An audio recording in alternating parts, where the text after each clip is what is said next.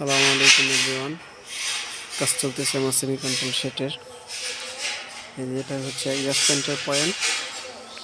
আর আগে বলছিলাম যে এই দিক দিয়ে দুই পাশে দুইটা খাঁচা হবে আর মাঝখান দিয়ে একটা গলির মতো থাকবে আর কি, যেটা দিয়ে ফার্মের কাজ বা মুরগার খাবার দেয়া, তারপর আদার্স যে কাজ আছে ওইগুলো চলবে।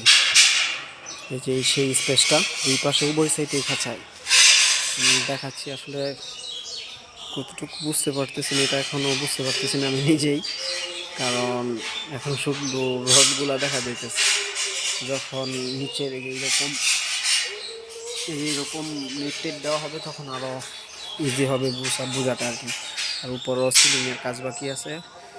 ইনশাআল্লাহ আল্লাহ পাক যদি সব কিছু ঠিকঠাক রাখে তাহলে আগামীকালকেই বাদ বাকি মাল আসার কথা। জেনারেটর, সিলিংয়ের যে কাজ করবে ওগুলা, বাহিরের যে অত্যাধুনিক পর্দা আছে ওগুলা, দেন কুলিং পেট, পরে যে এক্সস্ট ফ্যান, এখানে এক্সস্ট ফ্যান বসবে।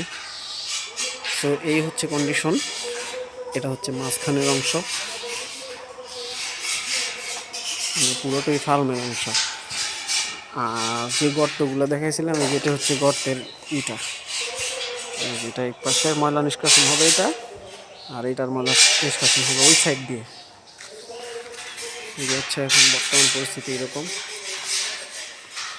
আর বোঝার জন্য আমি এই যে উপরের সাইড দিয়ে একটা ভিডিও দেখাবো, মানে আজকেই দেখানোর চেষ্টা করব।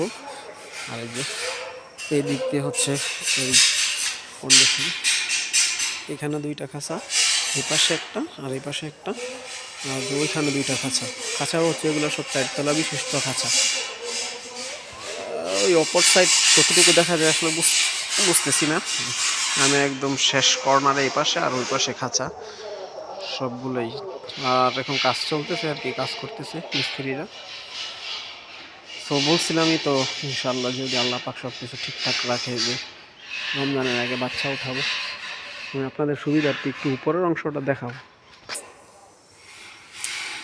এই যে এটা হচ্ছে উপরের অংশ পুরা ঘরের, মাঝখান দিয়েছে একটা গলি, দুই খাঁচার।